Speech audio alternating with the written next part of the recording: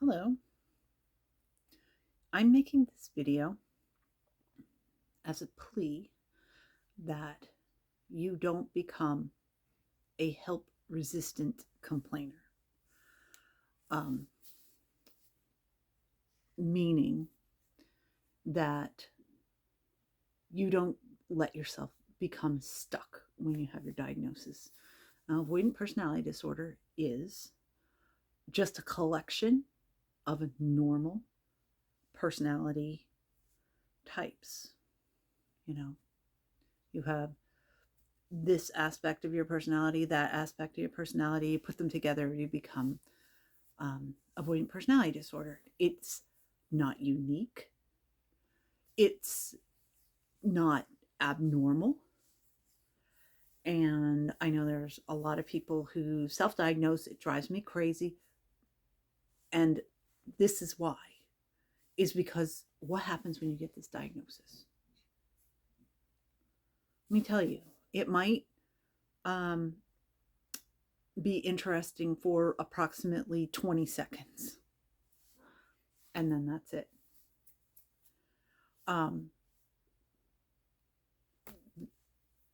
the reason why having a diagnosis I think might be helpful is because if part of the abuse that you endured, which basically made you avoidant because you have to have the genetic predisposition and then you need a trigger, and your trigger might have included lots of labeling and name calling where you're so weird because you act in this way, which is so different from everybody else.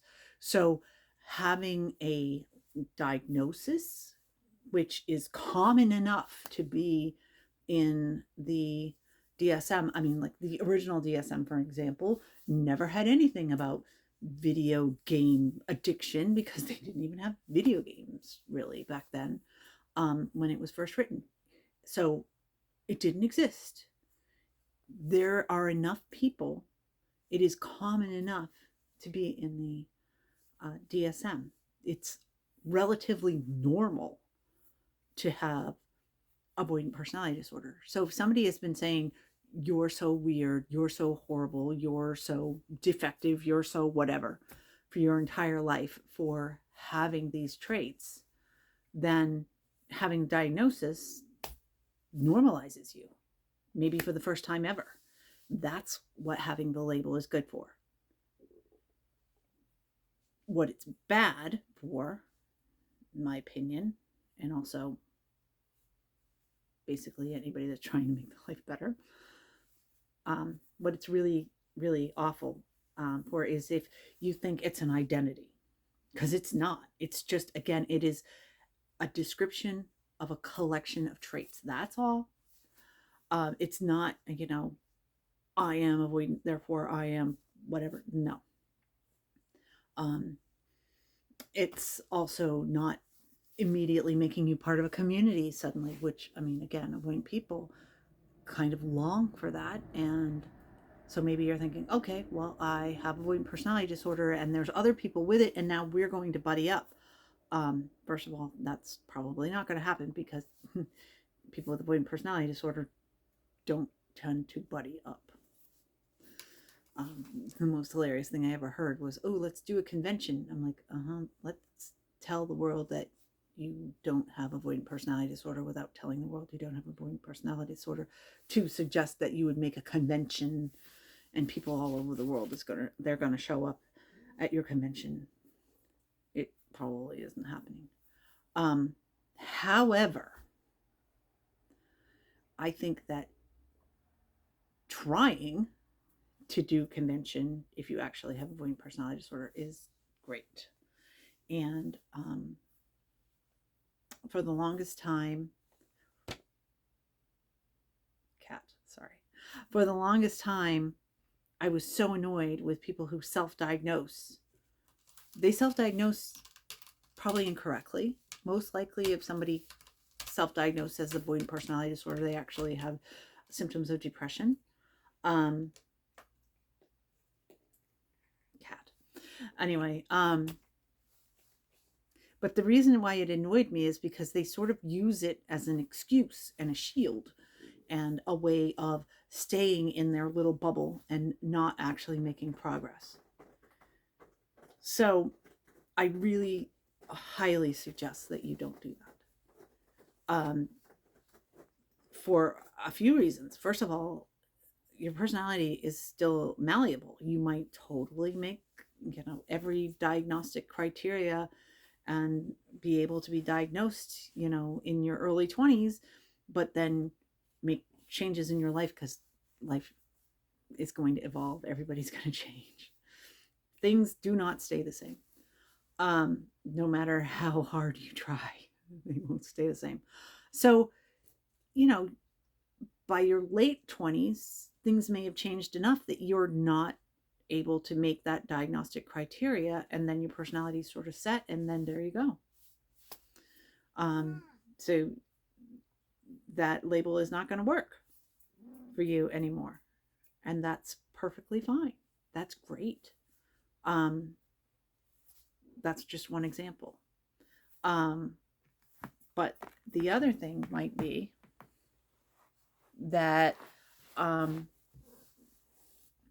you can evolve your life to make it work for you better. If I can tell you, for example, I have been actively looking into therapy again, as annoying as it is, right now.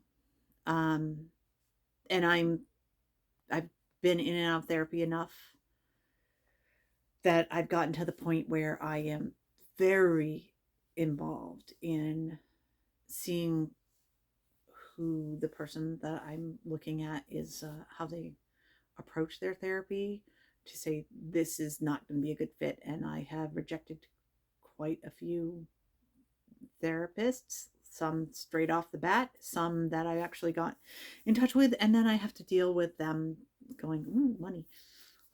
Let's keep getting in. And that's what my impression of it is. I mean, they could very well be like, oh, somebody needs help, let me keep getting in touch with them. It's kind of annoying. But I'm not going to settle for a therapist that's not going to be a good match for me. But I am actively looking right now. I'm also considering talking to somebody about medication again. Maybe it'll work. I mean, it's been like at least 5 years since I tried a medication, and maybe there's something new that actually might work. In my case, because a personality disorder is just your personality, I don't have a brain chemical imbalance. So medications that adjust your brain chemistry are not going to work on me. Well, maybe there's a new type of medication that might work on me. Maybe something has happened in my life that, I don't know, maybe it'll work. I'm not going to blanket statement say, 10 years ago I tried every type of medication there was and none of them worked and it's never going to work. No, don't do that. I mean, maybe it didn't work then. Maybe right now what you're going through, it's not working. That's fine. Don't stop. Because the thing that can make the biggest difference is, instead of laying down and wallowing, is just trying. And I mean, the thing is, you never know what it's going to be. Like for me, completely changing my career path, like totally, made a huge difference. I was told by a doctor, I thought it was mad, but I was actively told, don't ever work in a cubicle again. This is me. This is my personal thing. Don't ever work in a cubicle again. I would consider that an act of suicidality because you're trying to die. If I personally try to work in a cube in that sort of work environment again. Okay, well, you know what? That sort of took a lot of, how I had um, prepared myself in my education. That's sort of what I had been kind of going toward. Um, so actually, it's kind of not true. Now that I think about it, um, my education was sort of toward like two sort of areas, and I went the easy route, which was to um, become professional, um, as opposed to a creative. And I really should have been a creative right from the start. I knew it right from the start. Everybody knew it back as long as, well, that's not also not true, because when I was getting recommendations, which I never even read the recommendations. I read them recently, like last couple of years. I was like, wow, would you look at that? That they thought I could do both. I was actually equally um, balanced toward both. But anyway, guess what? I'm not doing anything quote unquote professional right now. I'm not in any sort of structured, work environment with, administration and all that other stuff. No, I do my own thing. And I never, never, never would have thought that I would ever do something like that. Never. Never thought that I would not have a professional type job. Instead, I have my own type of job that I do that is, you know, as as freelanced as it possibly can be. I mean, considering the volume of hours that I work, where I am on my own, is at least 2/3 of what I work. I'm just completely by myself. And there we go. I didn't even realize that was possible. I thought you had to get a job where you go to a building and there's your job and you're with people and you're stuck with them. And that's not what I do. And you know what? That really, you know, type of work that I do, really, really, I'm benefited from. That I'm both around people enough that I get like that hit off of people, and yet I'm not stuck in a workplace environment. At the same time, like the how's that possible? Well, I found it. And that's the thing, is that I tried to play by the rules for long enough and then realized it was really, really not going to work.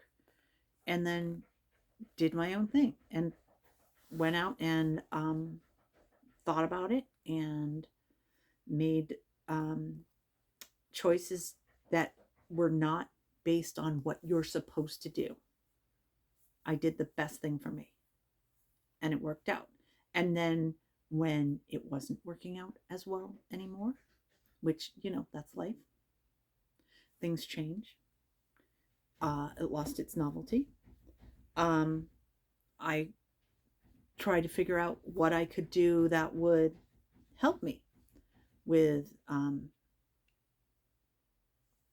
dealing with the um, limitations that I was having basically in my job, which is, a third of your life, and a third of your life is sleeping. So if a third of what I'm doing, this is half of what I'm awake, when I'm awake, was not as satisfactory as I needed. I mean, it wasn't terrible, it wasn't miserable, it wasn't making me want to die, it just wasn't fulfilling it, in a lot of ways. I'm like, okay, what will be? And sure enough, I just kept looking and looking. It wasn't therapy.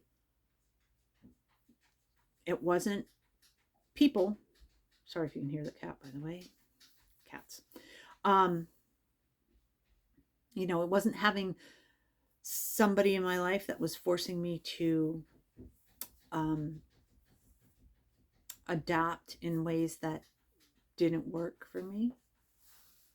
I mean, like I have a son, and I never thought that having a kid, that was never going to be part of my plan until it was, and it was great. And I mean, not entirely. I mean, you deal with another human being. There are things that are going to not be great. Um, but I didn't I didn't expect the good parts at all. I didn't anticipate the good parts at all. I thought it would have been shackles because my family really was like that for everybody else. Um, but when it was my son, then I could basically make my own rules and not do things according to how everybody said you were supposed to. And that worked. Okay, you can change things. I mean, I started trying to be exactly the way I was raised and repeat it, and it didn't work. And I made a better life for us, and now we're doing great. And yes, it took a couple decades. But now basically he's my buddy, he's my friend, he's a good guy. Um, that that took some time. It might, because what you're dealing with is expectations of society that you have to break away from, and also um, this instinct toward inertia, or against inertia. I guess I'm saying against inertia. To stay the same is what I'm saying. The instinct is, this is safe, so I'm going to stay here. And I'm going to complain about everything going on in my life, and it's this immovable mountain, and I can't do anything. You know what you can do if you've got an immovable mountain? You can go around the immovable mountain. You can change your life, and you can find the thing that is not what society is telling you is the way it's supposed to be. Um, and is but if your life is miserable, and I'm not saying that it necessarily is, because you know what? I know people who have avoidant personality disorder who are living what they think for themselves is their best life. And I'm just like, that would be unbelievable torture for me. There is almost nothing of what you're doing that I could tolerate in my life. Not at all. Not one bit. No way. And it works. It works for them. So, no, the normal, this is what you're supposed to do. These are the milestones of your life that everybody is supposed to do. And even though now people are sort of realizing that you're not supposed to do the milestones, it's impossible to do a lot of the milestones nowadays. But the expectation is still there. And the excuse to sort of hide in a hole and be the same way even though you're miserable, that might be there um, with the diagnosis. But resisting help, and not necessarily from somebody else. If you have avoidant personality disorder, it might be impossible for you to accept help from somebody else for now, initially, because you know what? They'll feel really unsafe. For you to depend on somebody else and to not be independent, that'll feel, really unsafe, unless it's like this core people that you've always depended on. And the idea of breaking that and allowing somebody else in, might be madness. But guess what? Those people that you're quote unquote depending on now might be, they might have a very vested interest in you not branching out because they're using you for something. Yeah. So initially, anyway, it might be it might feel impossible to accept help from other people. Okay, accept help from yourself. And the help that you will be accepting from yourself is to initially, first step is to not think that the world is set in stone and that you can't make any changes.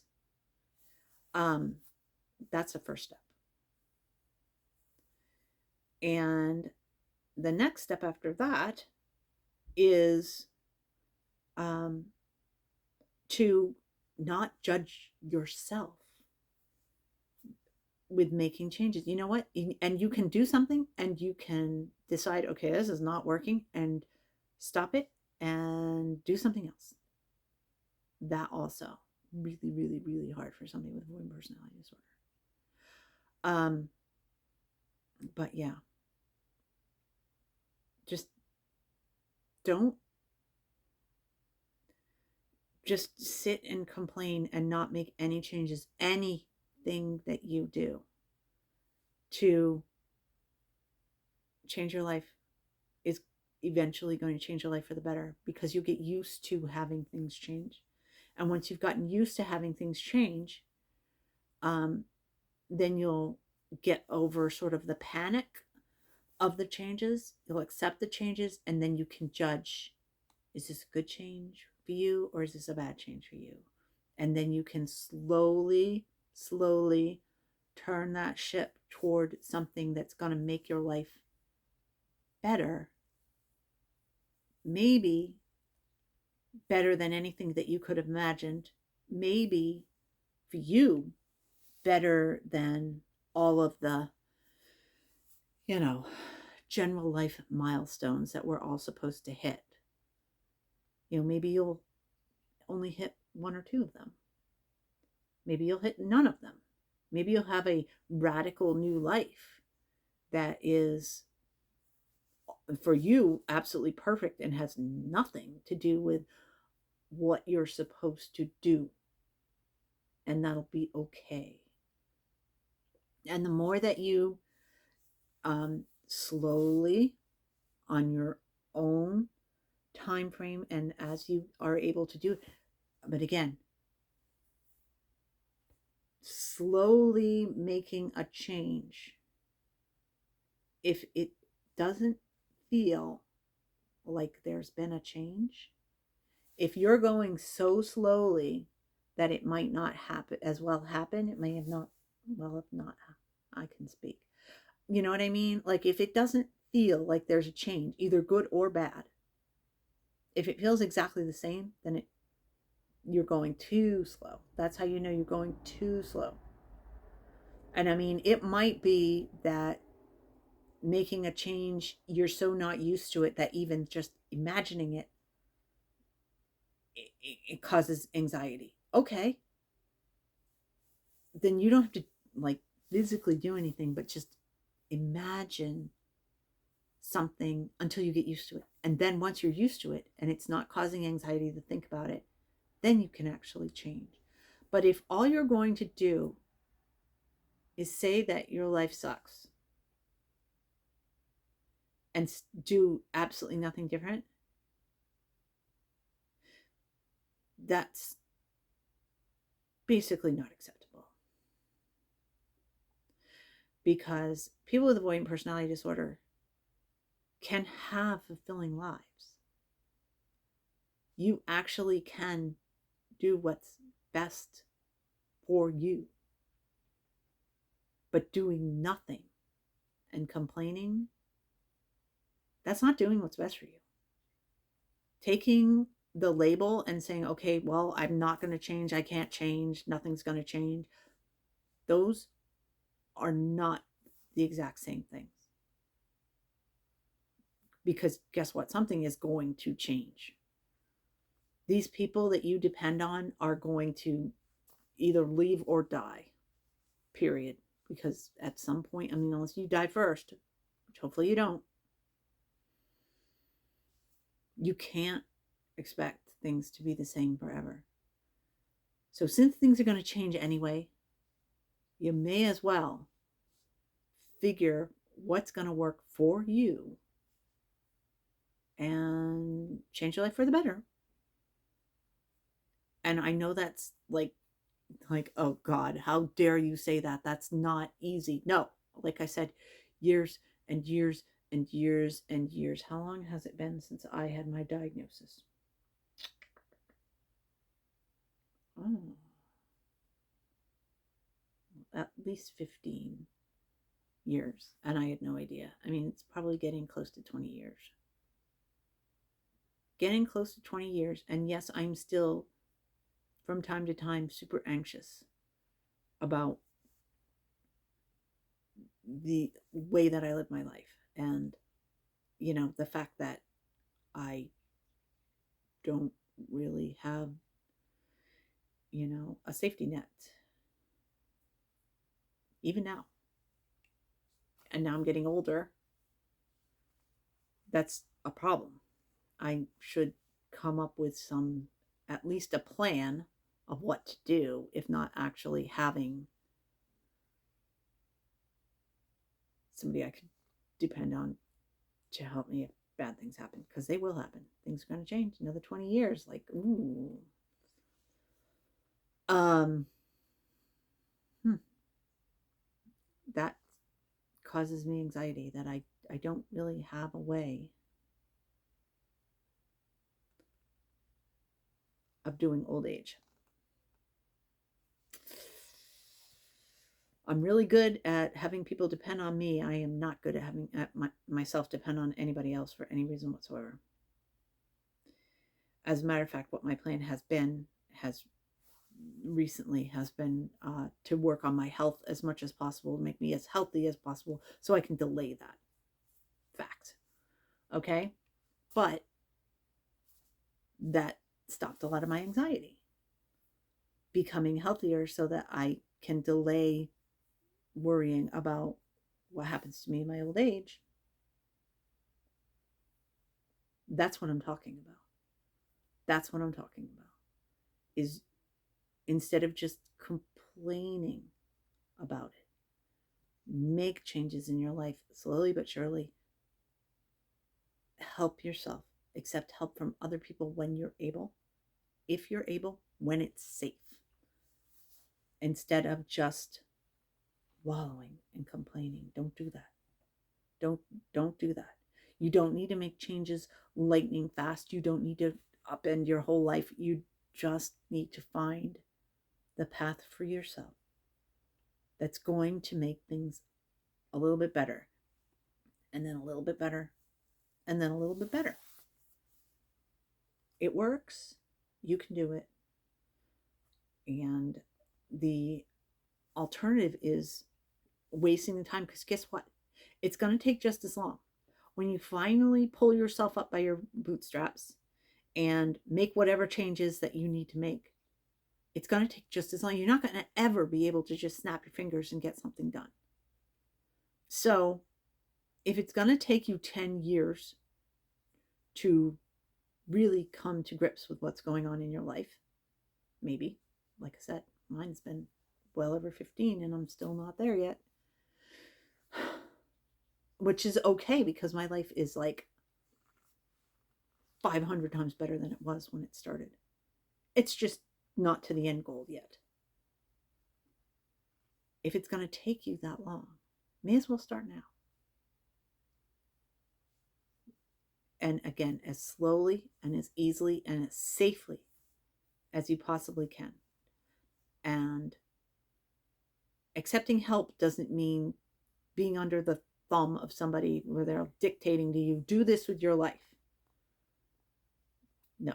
Accepting help means that you can recognize that there's going to be a change, and that that's okay, and that you can control the change as much as anybody else, and you're not just like floating along in the waves in the ocean and whatever happens to you happens. No, you really can make change. And if you need somebody there with you, then, and they're able to, and they're safe, then you can accept help from somebody else. And don't just complain. Don't accept that. Don't accept that super low bar for yourself. You know, complaining might scratch that itch that, ugh, everything sucks and it's terrible. You know what? If everything sucks and it's terrible, then almost anything you do is going to make things better. Initially, it's going to be terrible and it's scary and it's horrible, but nice and slow, you can do it. Anyway, I'm repeating myself.